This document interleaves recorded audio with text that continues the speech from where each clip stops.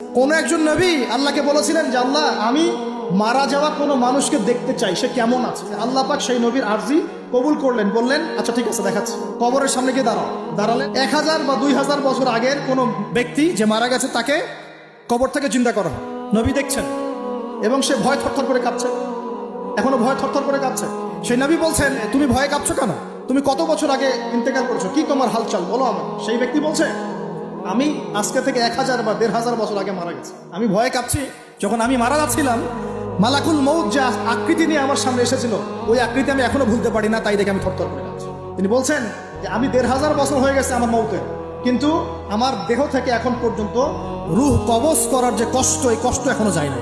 আর এই সব দুর্নীতি করে আর অন্যায় করে মানুষের সম্পদ আত্মসাৎ করে অন্যের উপর অত্যাচার করে আমরা ভাবছি যে আমরা কালকে আমাদের মাঠে পার পেয়ে যাবো। খালি কবরে যাও তারপর বুঝবো। আল্লাহ রাব্বুল আলামিন আমাদের সবাইকে হৃদয়ের চোখটা খোলার তৌফিক দান।